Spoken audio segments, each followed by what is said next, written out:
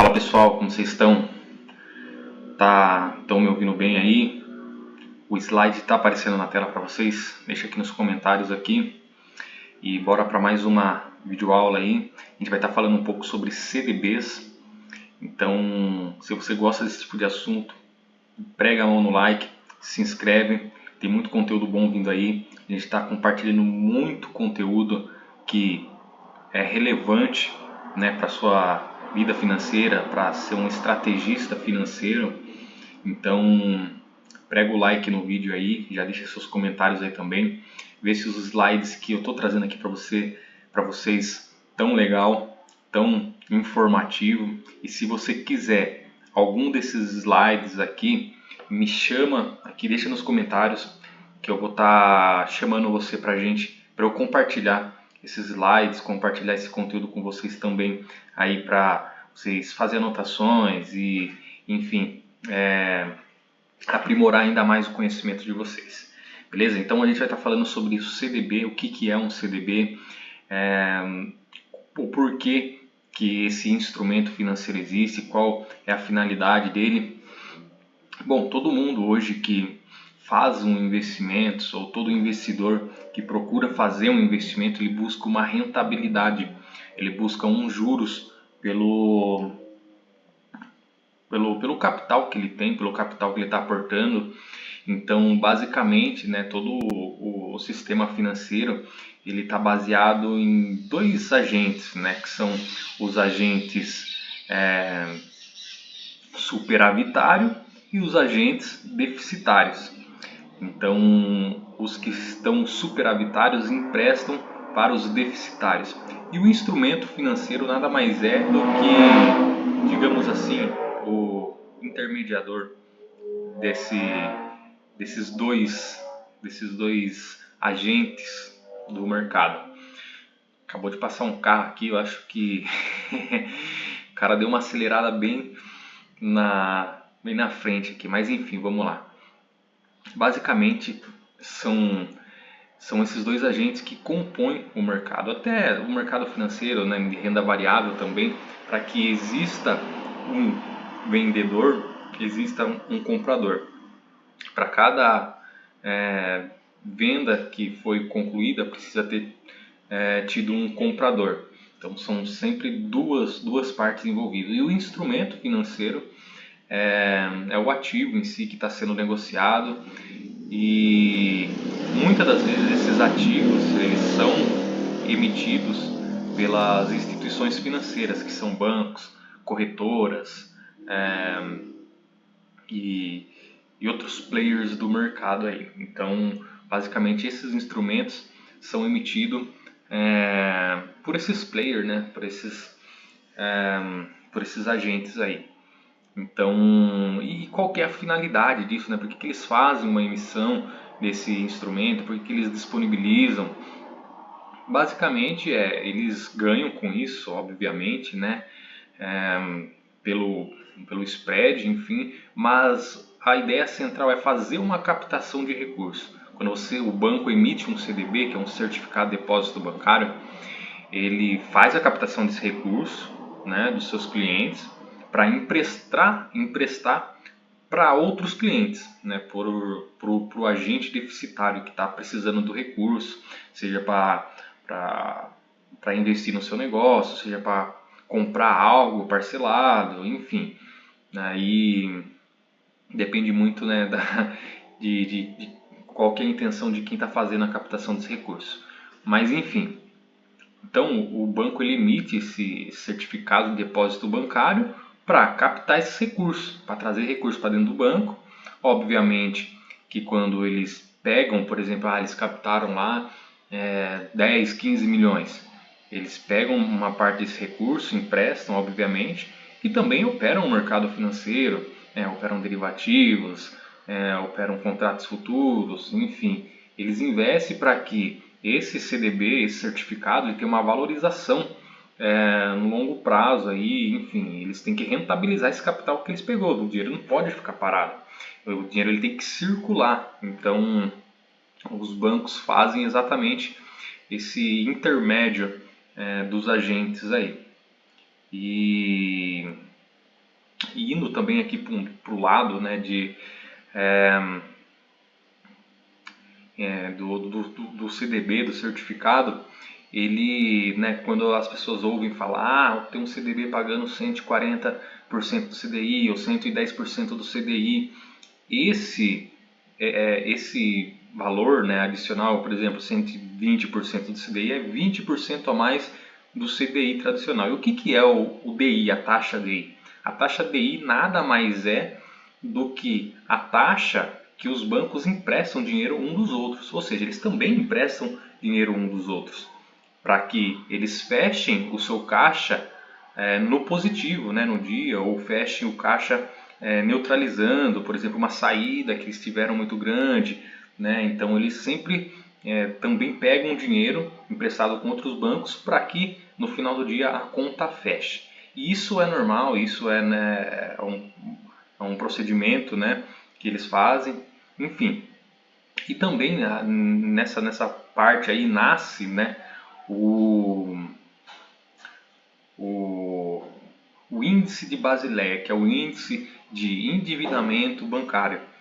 O quanto que esse banco ele está alavancado. Porque a gente sabe, uma captação a cada R$1 que eles captam, eles transformam em 2, 4, enfim, eles fazem essa multiplicação bancária. E essa multiplicação bancária gera inflação. Então, essa multiplicação bancária é um dos fatores que influenciam na economia de fato. A inflação não é o aumento do arroz, do feijão. A inflação é a impressão monetária, a oferta de dinheiro na economia. Quanto mais dinheiro tem, mais caras as coisas ficam, porque precisa reajustar a oferta. O mercado ele é balanceado entre oferta e demanda. Então, quanto mais oferta de dinheiro, quanto mais moeda tem na economia, mais caro as coisas vão ficar consequentemente. Então se torna um ciclo vicioso. E os bancos eles fazem isso assim, é um procedimento normal, né? Também o Banco Central faz a emissão de moeda, enfim, isso daí é o que a gente já sabe. E indo aqui, né, uma coisa que também está muito sendo falado, que é, né, o Daniel Vorkar, o Banco Master, que ele fez aquelas captações bilionárias, enfim, que ele ele é um criminoso, enfim, né? Sai toda aquela notícia, que o Daniel Vorkar fraudou o sistema, que não sei o que, causou um rombo bilionário, agora a Polícia Federal está pegando, está investigando a vida dele, mas a questão é que não é que ele, né? E eu aqui não estou passando pano para ele, nem para o outro banqueiro, e nem para nenhum outro, né?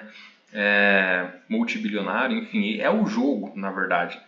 E o Daniel Vorkar só foi o colateral desse jogo, alguém que o sistema precisava cuspir para que ele continuasse sobrevivendo. O André Esteves, que é um banqueiro que também já foi investigado pela Polícia Federal, entre outros multimilionários, bilionários que já foram presos. A questão não é essa, a questão é que o jogo em si. Então, falam assim, que ele cometeu fraude, que o Daniel Vorkar fez isso, fez aquilo, mas ele fez o que basicamente todos os outros fazem. Ele não fez nada diferente, a única diferença é que ele foi o escolhido da vez, ele foi o cara que o sistema escolheu para cuspir fora, ele foi o colateral. Então, não é que ele, e aqui, né, obviamente, né, foi ilegal, né, o que ele fez, mas enfim, é o que todos fazem. O presidente do nosso país é o maior bandido, então, assim, não tem nem o que falar. Muitos outros, né, que cometeram fraudes multimilionários, quem que paga a conta? É você, é eu, é todo mundo. Mas enfim, é parte do jogo isso, né? Daqui a alguns anos o sistema continua e outro é cuspido fora. Então, nada de diferente que a gente que a gente não esteja já acostumado. E voltando, né, para o CDB aqui, é a captação, né, que os bancos que eles fazem para emprestar para os agentes deficitários. Então, são certificados. Geralmente, eles têm uma garantia, né, que é a garantia do FGC, que cobre até 250 mil. Porém, né, quando, vamos dizer lá, eles fizeram uma captação lá de 30 mil, 50 mil clientes, e desses 50 mil clientes arrecadaram um montante de 100 milhões. Esses 100 milhões que eles arrecadaram, vamos dizer que eles emprestam 10 milhões, emprestam 10 milhões para os agentes, para as pessoas que estão deficitárias, que precisam gastar no cartão de crédito, né, precisam de recurso, ali eles emprestam, obviamente cobrando 2 vezes, 3 vezes, 4 vezes mais do valor do empréstimo inicial, mas enfim, eles emprestam uma parte e a outra parte eles se torna, né, investimentos, eles emprestam para outros bancos, inclusive, eles também investem no mercado, em fundos de investimentos, compram imóveis, enfim, eles estão ali negociando também. E esse CDB aí, vamos dizer, 30 mil, 50 mil pessoas que eles captaram esse recurso, se torna uma carteira, né? Se torna uma carteira de clientes que eles têm que pagar uns juros. Em contraparte, tem uma carteira de clientes que eles têm que receber os juros, né, do empréstimo que eles fizeram. Então, eles ganham com um spread, né, com essa troca. E, obviamente, né, o cara que está pagando mais de 100% no empréstimo, no cartão de crédito, o cara que captou ali tá recebendo só, que os bancos captaram o recurso, tá recebendo só 10, 15%, 20% ao ano, digamos assim. Só que o cara que pegou o empréstimo está pagando 200, 300, 400. Então, eles lucram absurdamente. Os bancos, eles faz parte do jogo isso aí. Então, o cara que pega um recurso emprestado, ele tem que alocar pelo menos em algo que gere retorno fora da curva, fora da média. Então precisa ter essa mentalidade. E o CDB nada mais é do que um instrumento que os bancos usam para fazer a captação. Então a lógica ela é simples, né? Quando você investe em um CDB, está emprestando dinheiro ao banco, que em troca o banco paga juros sobre o valor aplicado por um determinado tempo. Os bancos usam esse dinheiro para financiar empréstimo a outros clientes, e o spread é o que eles, né, é o fator de lucro deles. Então é o que a gente já comentou anteriormente. Aqui existem alguns tipos, né, de CDB, que são os pré-fixados, pós-fixados, o híbrido, né, que é atrelado a um índice. Então, vamos dizer que no Brasil a gente está com uma inflação de 5, 6% ao ano. Esse CDB vai render 5, 6% ao ano, mais um pré-fixado, mais uma taxa percentual. Então, isso daí protege, né, o investidor de uma oscilação, né, da inflação, mas entre aspas, né, porque assim a inflação nunca que ela é 5%, 6% ao ano. Isso é o maior absurdo, isso é a maior mentira contada. Se a gente for olhar só a oferta de dinheiro, que é o M2, o índice M2, que é a oferta monetária, ou seja, a quantidade de dinheiro na economia, ela é mais de 10, 15% ao ano. Como que o IPCA vai ser 5, 6? Então, isso é o que explica quando você vai no mercado e o café que estava a 15 reais hoje está 30, é mais de 100%, 40 reais, mais de 100%. Então, gasolina, só nos últimos meses, do começo do ano para cá, subiu mais de R$ 1 no litro da gasolina. Então, nunca que isso é 6% ao ano. E o salário das pessoas não é reajustado, né, com a verdadeira oferta monetária. Então, isso que acontece, que muitas famílias ficam endividadas e acontece muito isso daí. E já aproveitando a deixa, se você precisa fazer um financiamento ou precisa de um recurso emprestado, a gente também ajuda essas pessoas com financiamento, com capital para você investir no seu negócio, na sua empresa. Então, se você quer saber mais a respeito disso, coloca aqui nos comentários também, entre em contato com a gente, que a gente pode aprovar um financiamento para você, um financiamento de um veículo, de um imóvel. A gente trabalha com isso também, tá? Não só com a assessoria. A assessoria, é claro, é o veículo em si que a gente entrega, né, a qualidade, né, toda a estratégia financeira, toda a estratégia para vincular uma coisa à outra. Então, a gente trabalha, né, com um assessoramento completo, com passo a passo, enfim. Aí são mais de 1 ou 2 encontros, né? A gente vai fazendo assessoramento, né? A gente faz por etapas, a gente projeta, principalmente para empresas, né? A gente faz projeção e traça estratégias de proteção, de hedge, de swap, muitos outros instrumentos que a gente também entrega para os nossos clientes. Então, se você quer ser um dos nossos clientes também, deixa aqui nos comentários aqui. Se você está precisando de um financiamento, de um recurso aí para investir, chama a gente aí que a gente pode te ajudar. E indo aqui, né, falando um pouco sobre o pós-fixado, ele rende um percentual do CDI, né, e acompanha a taxa de juros da economia, que é a taxa Selic, a taxa básica da economia, que é o que rege, né, a toda a taxa que é praticada no mercado. O pré-fixado é o que a gente já sabe, é uma taxa definida já no momento ali da aplicação. Então, esse daqui é o mais comum, é o que a gente mais vê, sendo praticado. E aqui, falando um pouco de risco, todo investimento ele tem seu risco, e é isso que as pessoas devem avaliar e devem, né, procurar saber e entender qual é o risco do instrumento, o que pode acontecer.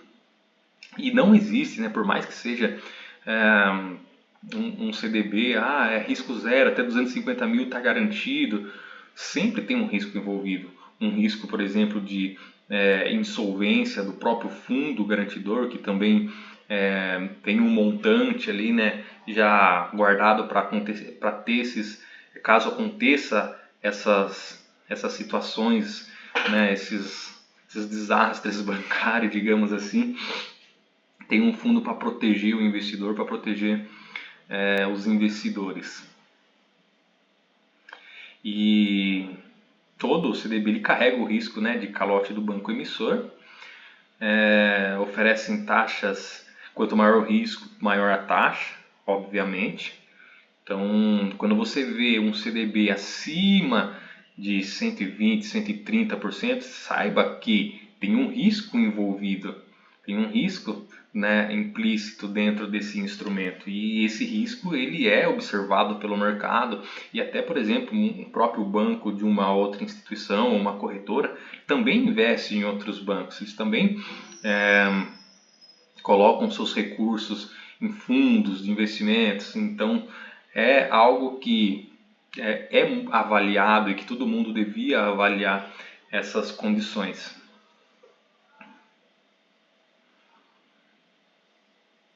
O que o FGC não cobre são valores acima dos limites, CDBs de bancos não associados ao FGC e perdas por marcação a mercado. Então, essas são as condições que o FGC não cobre.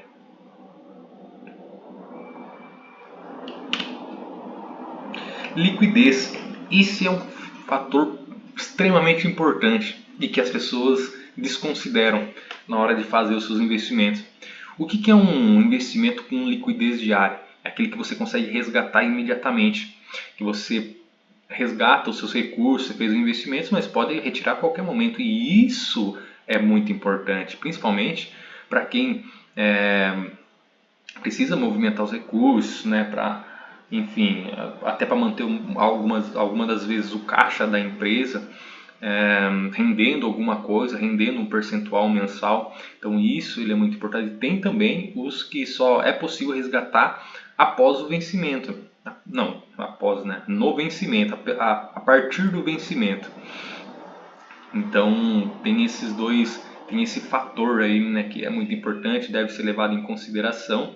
E geralmente, né, os que pagam mais, né, tem taxas mais atrativas, são esses de longo prazo. E, obviamente, também quando você faz um resgate antecipado, principalmente nos 30 primeiros dias, tem é aplicado o IOF, né, que assim hoje também é um absurdo, né, que corrói, dependendo de quando você resgata esse recurso aí, é mais de 80%, né, sobre o lucro ali do seu investimento. Então são coisas que, né, precisa ser levado em consideração. E quando, né, voltando aqui para o lado de uma questão do Banco Master, que o banco acaba ficando insolvente, exatamente por falta de liquidez. Então, é, quando as obrigações dos bancos se tornam maior do que aquilo que ele tem para receber dos valores, ou seja, o seu nível de alavancagem ou o seu índice de Basileia ele está elevado, acaba sofrendo, né, essa intervenção do Banco Central, porque o risco ele está muito elevado. E isso é o que aconteceu, exatamente o que aconteceu com o Banco Master, né? Eles tinham muita carteira podres, ou seja, valores para receber que não estavam recebendo, obviamente, né? E não estava entrando recurso, provavelmente, ou se estava entrando muito pouco. E eles estavam, né, tendo que pagar ali para os seus investidores uma taxa ali que eles tinham se comprometido, que é um pouco alto, né, de 140%, e que até para fazer jus também, senão, se eles não colocassem uma taxa dessa, também não conseguiria fazer a captação do recurso. Então, isso daí é algo que aconteceu. E voltando aqui, né, para o assunto, né, do Daniel Vorcara, e tudo é um ponto de vista, obviamente, né, e as pessoas podem discordar, mas o que ele, na verdade, né, o risco que ele correu é estar endividado ou alavancado acima daquilo que, né, o próprio Banco Central ou as próprias autoridades monetárias definiram. E aí que entra um ponto importante, né, hoje, quanto maior a oferta de dinheiro, quanto mais dinheiro o Banco Central ele imprime, maior também é a diluição do seu poder de compra. Então, e quanto também quando um banco ele é diluído, né, ele acaba sendo diluído ali, eles precisam correr mais risco também para otimizar ou aumentar os seus retornos, porque está sendo diluído. Então um grande problema aí é na verdade a inflação, a oferta do dinheiro na economia, e a taxa de juros é também o fator que comprime e que expande a economia. Uma taxa de juros muito alta, ele restringe o crédito. Ele restringe o crédito, porque a taxa básica está muito alta. Então, qualquer empresa que for fazer uma captação, que for pegar um recurso, está pagando uma taxa altíssima. Então, isso daí esfria a economia, faz com que a economia fique mais devagar, faz com que as coisas fiquem mais caras. Então, percebe que tudo ele está interligado, tudo está envolvido. E, né, como falando aqui, o Daniel Vorkari só foi o laranja dessa situação toda. Ele foi a fruta podre que caiu do pé. Porque, assim, o que ele fez desviou fundo. Hoje, se a Polícia Federal ou, né, algum poderoso lá de Brasília começar a investigação sobre um outro player, sobre um outro banqueiro, vai achar muito e muito mais coisas também. Né? Se começar uma investigação com os próprios, né, ministros aí, com o Careca do INSS, tudo depende da motivação de quem está investigando, do qual que é a motivação do sistema, né? Por que eles querem derrubar esse cara, né? Qual foi a agenda que esse cara não cumpriu, ou seja, provavelmente o Daniel deve ter deixado de cumprir alguma agenda, né? Ou se estripado ali com algum poderoso, enfim, e ele virou o como que fala? Ele virou a laranja podre, vamos dizer, ele virou o grande laranja ali da situação ali, mas nada que outros banqueiros não façam, ou que, né, seja algo, assim, é o jogo em si. Então ele nada mais é do que o colateral de um jogo muito maior, de algo que está acontecendo e que as maioria das pessoas não prestam atenção nisso, né? Isso é a história que não é contada, essa é a história que não é passada nos canais de comunicação.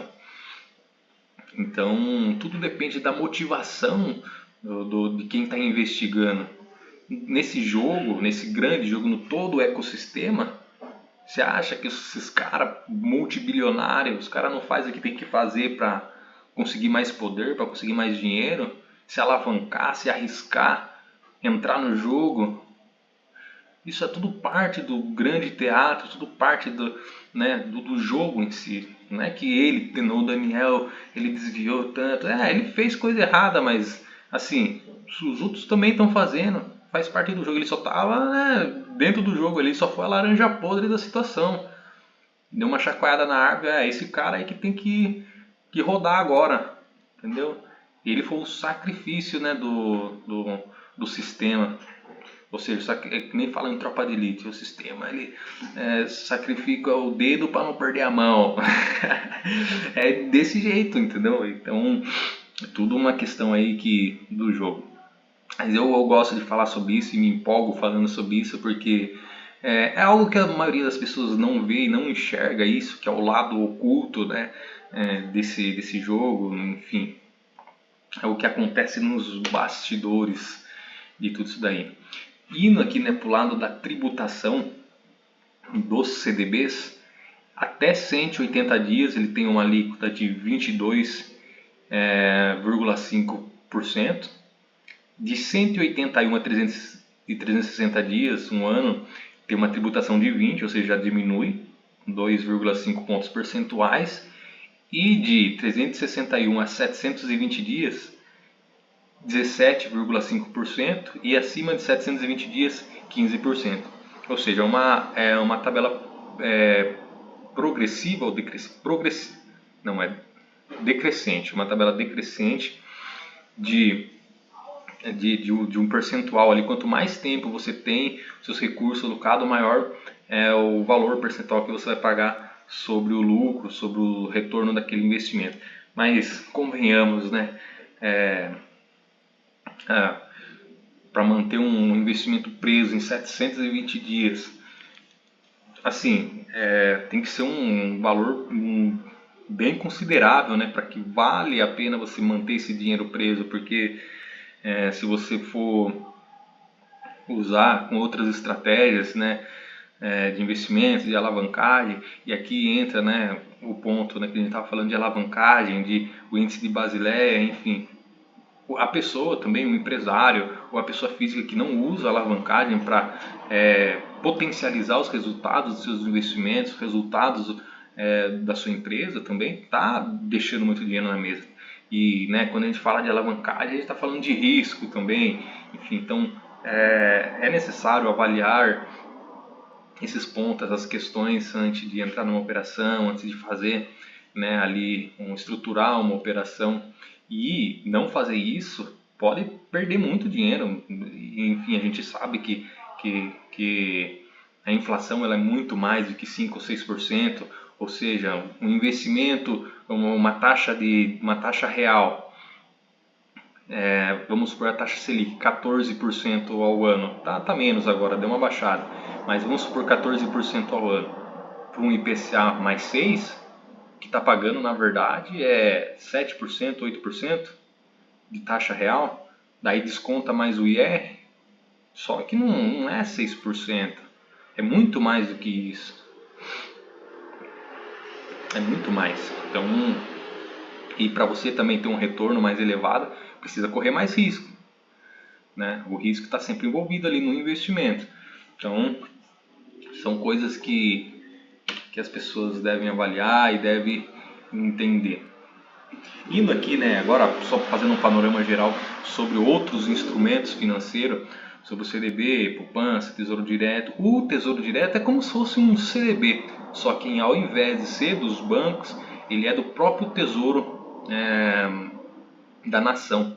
Por exemplo, assim, os Estados Unidos emitem, né, os títulos bonds, o Brasil emite a LFT, emite, né, IPCA+, então cada nação emite também os seus títulos para fazer captação de recursos para os investidores, né, só que daí no caso das nações eles usam esse recurso para, né, para financiar os seus projetos, as suas atividades.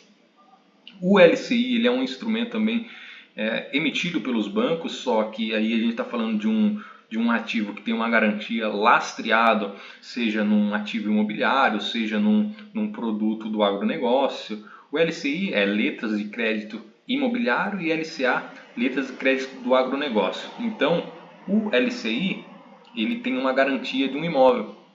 Ele tem a garantia de um imóvel. Quando alguém faz um financiamento, vamos dizer de 500 mil, o banco emite uma LCI de 500 mil. Porque ele teve que pagar esses 500 mil para a pessoa ali que está comprando, né, a casa, e ao mesmo tempo ele não pode ter essa saída de caixa sem ter um recurso entrando. Então ele emite uma LCI de 500 mil para que essa ponta não fique uma ponta de uma perna só, precisa ter do outro lado também. Então eles emprestam 500 mil aqui, mas captam 500 mil aqui. E isso eles ganham com spread. Só que aqui quando eles emprestam uma taxa de 3, 4% ao mês e pagam uma taxa de 0,5, 0,6 ao mês para o investidor. Então, o cara que investe num instrumento desse está recebendo pouco, né? Tá recebendo pouco. Porém, tem um lastro real, tem uma garantia real e isso dá segurança. Isso também depende muito de perfil para perfil, de pessoa para pessoa. Então, basicamente é isso aí.